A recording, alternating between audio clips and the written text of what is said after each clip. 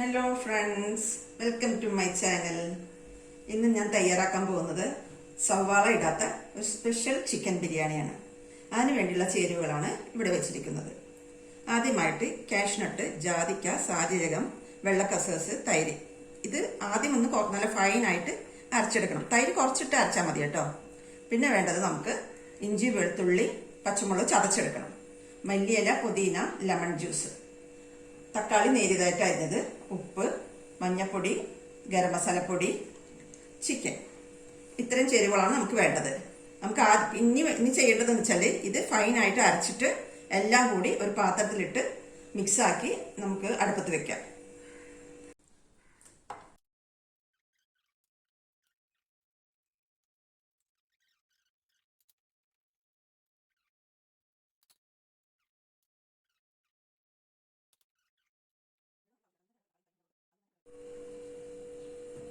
മസാല എല്ലാം മിക്സാക്കി വെച്ചിട്ടുണ്ട്. ഇത് നമുക്കിനി അടുപ്പിൽ വെച്ച് വേവിക്കാം.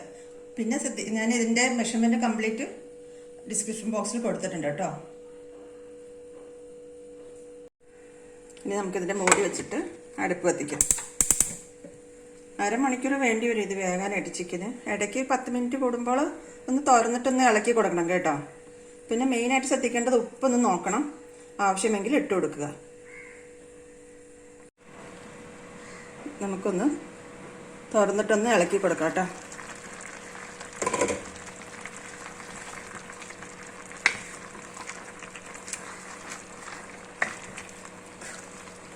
എല്ലാം ഒന്ന് മറിച്ച് കൊടുത്തിട്ട് വീണ്ടും മൂടി അങ്ങ് വെക്കണേ.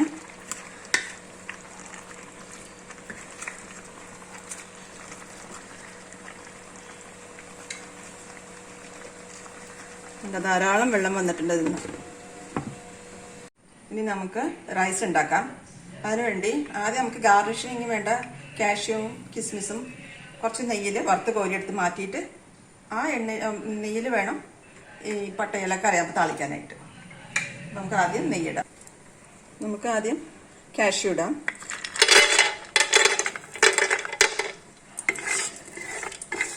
അതൊന്ന് വറുത്തെടുത്തിട്ട് നമുക്ക് കിസ്മിസ് ഇടാം.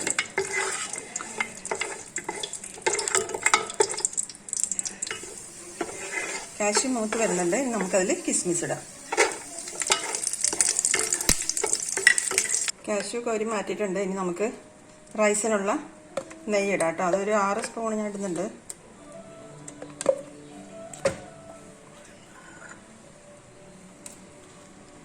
ഇനി നമുക്ക് ഇത് താളിച്ചെടുക്കാം.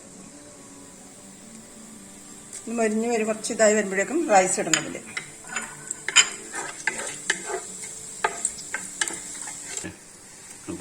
ഇനി നമുക്ക് റൈസ് ഇതിലിടാം.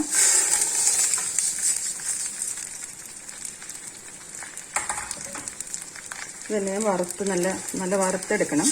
പക്ഷെ ഇളക്കുമ്പോൾ ശ്രദ്ധിക്കേണ്ട കാര്യം അധികം ഇട്ട് ഇളക്കരുത്. പയ്യെ സ്മൂത്തായിട്ട് വേണം ഇളക്കുവാനായിട്ട്.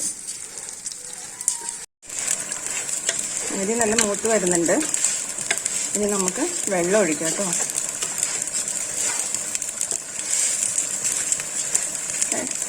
ഒരു പൊട്ടുന്ന പരുവമുണ്ട് ഇതിൻ്റെ. അരി ജസ്റ്റ് ഒന്ന് കടിച്ചു നോക്കുമ്പോൾ അറിയാതെ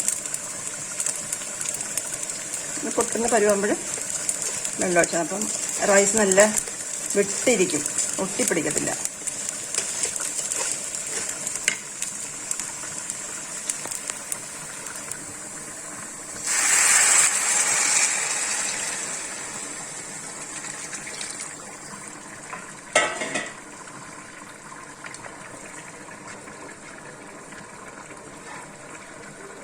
ഉപ്പിടണം. ഇനി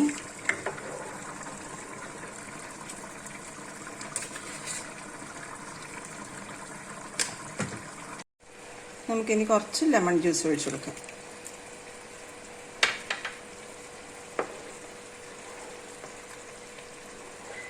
ഇനി ഇത് കവർ ചെയ്ത് വെക്കാം വെള്ളം പറ്റുന്ന. ഇത് ലെമൺ ജ്യൂസ് ഒഴിക്കുന്നത് അരി ഒട്ടിപ്പിടിക്കാതിരിക്കാൻ വേണ്ടിയിട്ടാണ്.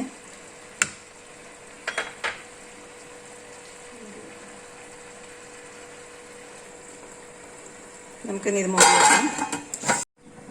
നമുക്കിനി തുറന്ന് നോക്കാം.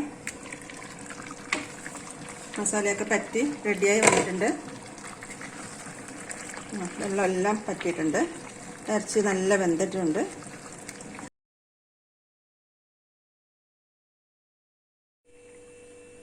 നമുക്ക് തുറന്ന് നോക്കാം. റൈസ് റെഡി ആയിട്ടുണ്ട്.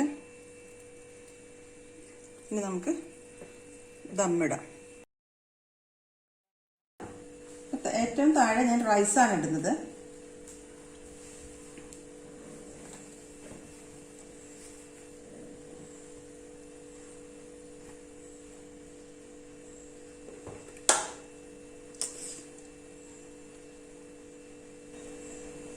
അതിനുശേഷം മസാല ഇടുക. അതിൽ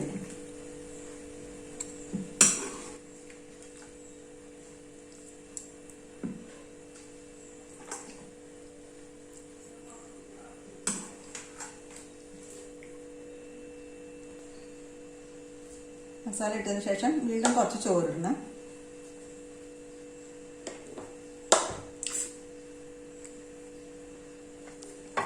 ഒരു ലെയർ ചോറിട്ട് കഴിഞ്ഞു. ഇനി നമുക്ക് കുറച്ച് മല്ലിയിലയും പുതിനയും പൊടിയായി അരിഞ്ഞത് കുറച്ചിടുക.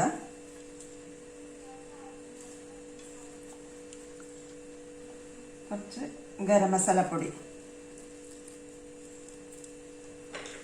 വറുത്ത് കോരി വെച്ചിരുന്ന നട്ട്സ് അടിച്ചിടുക.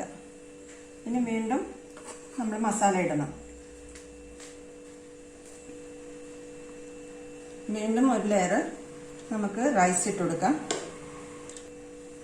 ഇനി നമുക്ക് കുറച്ച് മല്ലിയില പുതിന വീണ്ടും അതേപോലെ തന്നെ കുറച്ചിട്ട് കൊടുക്കുക. കുറച്ച് നട്ട്സ് ഇടുക. കുറച്ച് ഗരം മസാല ഇടുക.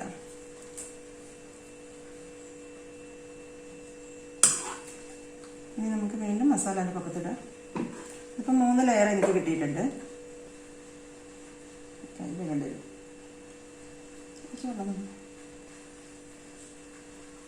ഒരു ലെയറും കൂടി റൈസ് ഇടുക.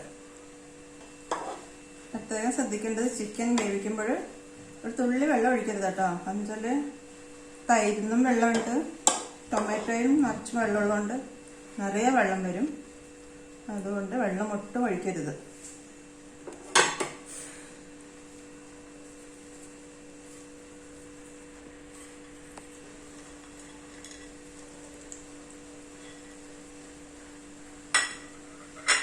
ഇനി നമുക്ക് കുറച്ച് പയ്യൊന്ന് നെക്കി കൊടുക്കണേ.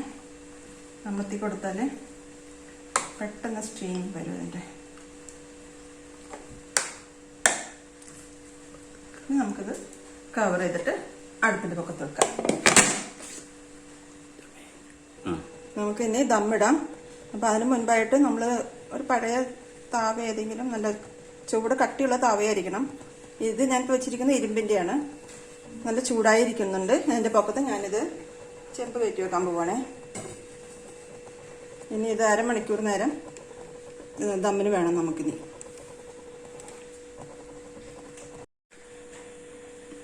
നമുക്കിനി തുറന്ന് നോക്കാം. റെഡി ആയിട്ടുണ്ട്. നമുക്കിനി ഡിഷിലേക്ക് സെർവ് ചെയ്യാം. അങ്ങനെ നമ്മുടെ സവാള ഇല്ലാത്ത ബിരിയാണി റെഡി ആയിട്ടുണ്ട്. ഇതെല്ലാവരും ട്രൈ ചെയ്യണം. വളരെ എളുപ്പത്തിൽ നമുക്ക് തയ്യാറാക്കാവുന്നതാണ്.